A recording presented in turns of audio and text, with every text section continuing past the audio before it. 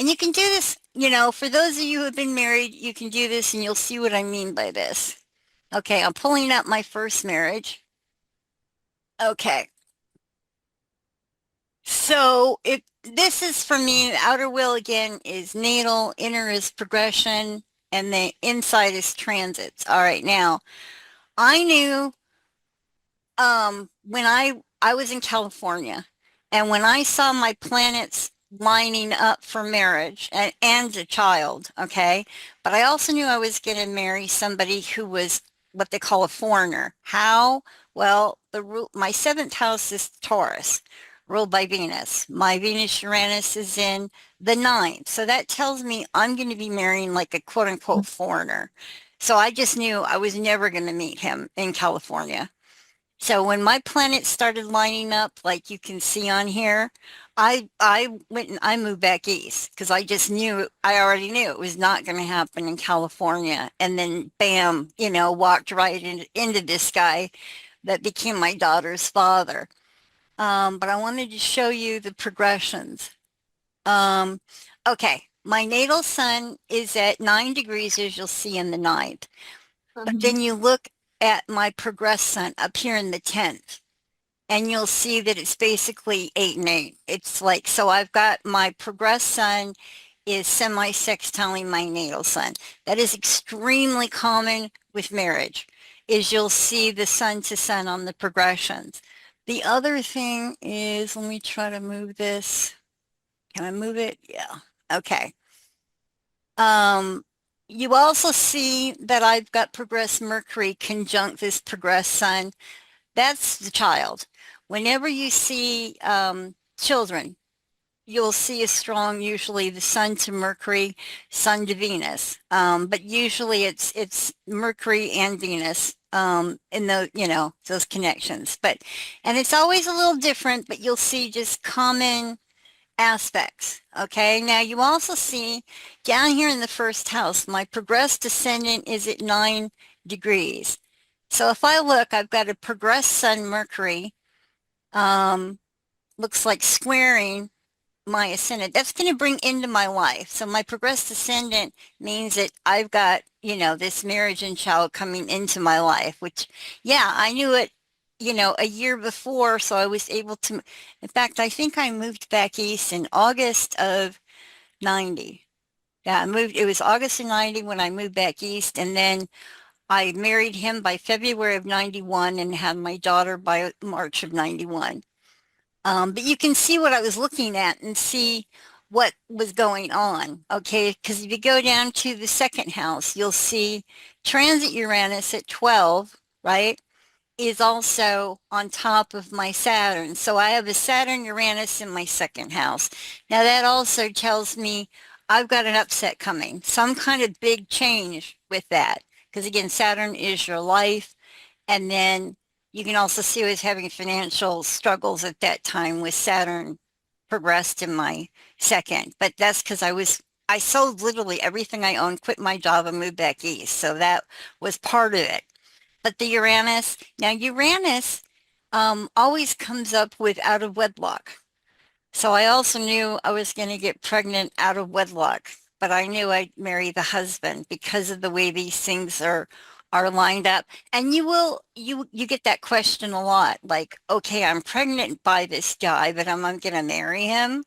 Well, we look down here too. I've got transit Venus in the fifth house at 27 degrees, aspecting my Mars at 29 in the seventh. Now, to me, when I looked at that, I'm like, yeah, I'm going to marry this guy, because it's also trining my moon in the first, which is another thing for me, because I've talked about this before, for me to know it's me and not like a friend of mine or somebody I know having this happen. Well, it's also lighting up my moon in the first house and my ruler, Mars. So it's me, you know? But yeah, I knew I'd marry the child's father because of that Venus Mars between the seventh and the fifth. But it's funny how you can look at it and go, yep, there it is. Um, I'm trying to think. Oh, and of course we've got Pluto. Yeah, this is what happened. See, we transit Pluto at 20. was squaring my Venus Uranus. Now that also tells me anytime you see a Venus Pluto like square, opposition, trine, any type of, aspect between like Venus and Pluto, this is going to be an intense, life-changing, once in a lifetime, one of those kind of love affairs, right? And that's the way it was with him, you know. It was definitely, and Pluto also brings power struggles. So, and it was definitely power struggle in there, but also looking at that Pluto, I knew back before I even moved back east, I'm going, I have got a really intense relationship coming, you know? And again, as slow as Pluto moves, it gave me warning, you know? And then I've even got the nodes up there at the, yeah, on the 10th, you can see the nodes. So, but you're seeing the common aspects um, with marriage. You see a lot of Sun Saturn energy, okay?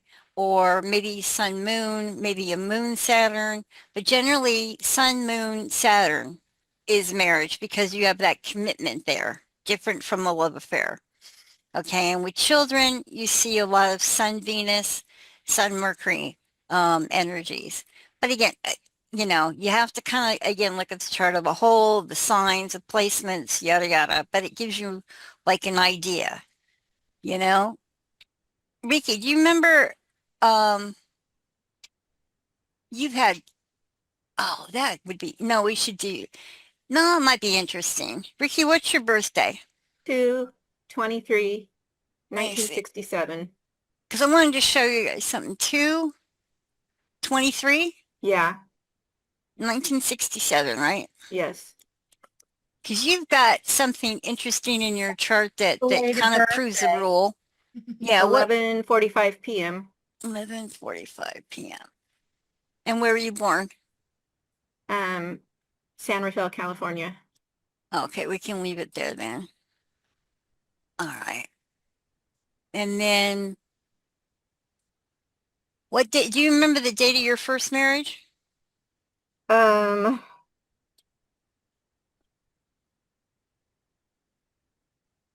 no. See, I'm not the only one that blocks out bad things. I'm like, Again, we're all trying to black this stuff out, right? yeah, let's Do you remember see. any of your marriage dates? September 9th, 1985. September 9th, 1985. Okay. 9th. Was it first or was it a different marriage? Well, it's second, I think. I don't know because my first one wasn't really even legal. I was Well, only yeah, no, you're 17. right. Let's look at the second one then, Okay. because that's one thing I talked about that before too, that for marriage to be legal, it's always involved between the seventh house and the ninth house, because the ninth house is the license and the ritual and the minister or whatever ritual that is, you know? But people who get married um, without the ceremony, okay, then they have maybe the third house and the seventh, but not the ninth. So it's interesting to see. We should look at your first one and see, but I bet the ninth won't be involved because you didn't have that license, you know? All Yeah. right, now let's see, pull this up. Let's see. Yeah, because technically in Iowa, we're married because Iowa has common law. Yeah. Now, here's one thing also, when it comes to marriage, it's going to come up also because nobody just assumes that they're going to get married just like once forever anymore. Okay. I do. And your seventh house is your first marriage. Your ninth house, well, it's also a marriage in general. Your ninth house is your second marriage. Your third house is your third marriage. Now, what you do, and this is why I'm going to have to get that printer next week and show you what I mean more by flipping the chart. So when you start flipping each house around, you'll know when it ends, in other words, because if as long as these houses are aspecting Sun Venus in some way, there's going to be a marriage. But if it starts aspecting Saturn or Pluto, that's it.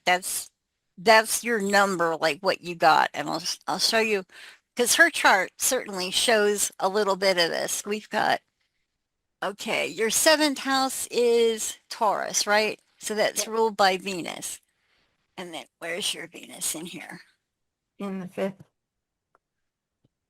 All right. What's the rationale for the ninth and then the third is the second and third man? And I mean, yeah, ninth and third, right? That's what you said. I wish I knew.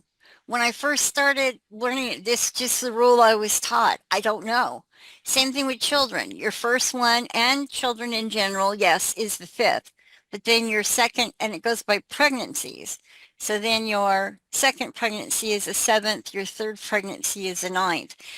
And that's why as you go around, you can tell if it survives, maybe there's a miscarriage or an abortion. You'll tell because there's Neptune or Pluto with a miscarriage or an abortion. Okay, sometimes Uranus. But then you'll see all of a sudden a house where it maybe has a Mars and that's a boy, or then the Venus is involved and there's a girl. Again, referring back to my chart, my daughter was my third pregnancy and my ninth, Venus Uranus. So I knew she was going to be a girl. But I also knew she'd survive because when the child survives and becomes, a child, it's going to show as either Venus or Mars. All right. But because that tells you they make it to that point. But when you're looking at Neptune and Pluto, there's never a gender because the child never makes it to that point. All right. So we've got now the fact that she's got, look at that Jupiter in her ninth. I can look at that right away and know she's going to have at least a second marriage. Jupiter in the ninth is telling me, there's a promise there of a second marriage, certainly, you know, But this and it is her looks, second marriage. and it looks like, her natal Jupiter is, look at that, within 1 degree. Oh, that's another thing. When you're looking at progressions, they don't count unless they're within 1 degree. It's got to be within 1 degree or just discount it. Just don't even bother with it.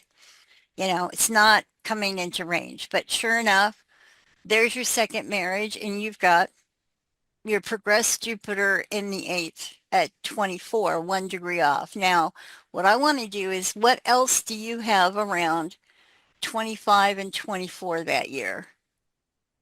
And it looks like you've got Uranus at 23. Were you also pregnant around that time? I was just going to say I was pregnant.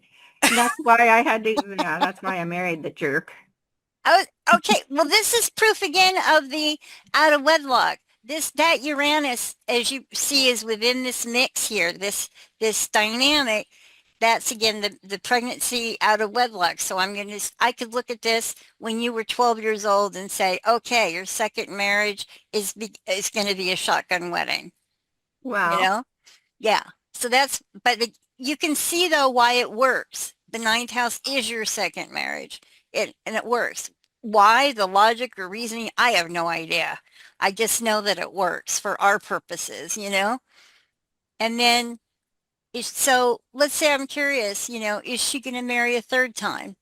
Cannot see that house. What is the sign? It was Aquarius on your 11th house? Libra.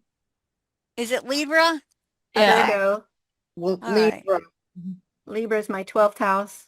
All right, where's your Venus at? We're Venus at 23. Okay, so you progressed Venus, but where's your natal Venus? Venus. 5th house. Where? Natal's 5th house. Okay. Okay, well, all right, that's interesting. So I'm looking at your 11th house and it's Venus ruled in your 5th house. So I'm going to say you had a third marriage. Okay, this is why we just keep going around the chart. So if Yeah. I turn the chart so that the 11th house becomes the first house, and I'm looking at the chart that way, that's going to tell me about your third marriage. Yeah. All right. And if I turn this chart so that the 11th is the first, what do I see? I see Venus in the 7th. That's going to tell me before it happens, you're going to have a third marriage. All right. Now, Yep. because, some women have like, what is Elizabeth Taylor had 8? All right. Now let's look at the first house. That's going to People get be married for the different fourth reasons. marriage. Let's see. Are you going to have a fourth marriage? Let's take a look. You've got the Scorpio rising. All right. We've got Neptune in there. Then we've got uh, Scorpio. Where's Mars and Pluto? Mars, Pluto. Mars, Pluto. Oh, my eyes are so horrible. Let me see. Where is your Mars and Pluto? I can't see it. Oh, here we go. Mars is in the 12th, right? Yeah. At 2 degrees. All Pluto's right. in the 10th. No, in your natal chart, it looks like it's in the 12th, no? No, Pluto's in the 10th. Oh, okay. And it's at 19, right? Yeah. Okay. And your 7th house ruler is 23. Now, okay. So if I look at your first house ruler, Pluto, 19 it looks like, and does it aspect your Venus? Yeah, it does. It's about 4 degrees difference. That counts. That's close enough. If I'm looking at just your natal chart, you've got within 8 degrees is considered an aspect. So with your Pluto at 19, your Venus at 23, I would venture out to say that, yeah, you're going to have a fourth marriage, which you did. Okay. And then we go down to the next one. Your fifth marriage would then be, boom, right there. Capricorn. What I'd say that would be it. would that be the second house then? No, because the first house is her fourth marriage. Okay. And then the third house would be the fifth marriage. But because it's Capricorn, ruled by Saturn, I'm going to say that would be it. She'd stop at Okay. 5. Funny how Okay. that works. I just So think that's funny how that works. can you walk through that again so we Yeah. just And he's a Uh, Capricorn. He's a Capricorn. Oh, you know what? See, that's a good point.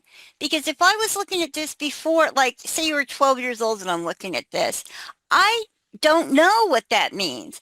It could mean no, as in Saturn, no. Or I would say something like he's a Capricorn or a Capricorn-like man. Because if I look at your fifth marriage, okay, that third house becomes the first house of that relationship. So yeah, it's interesting that he's a Capricorn, you know?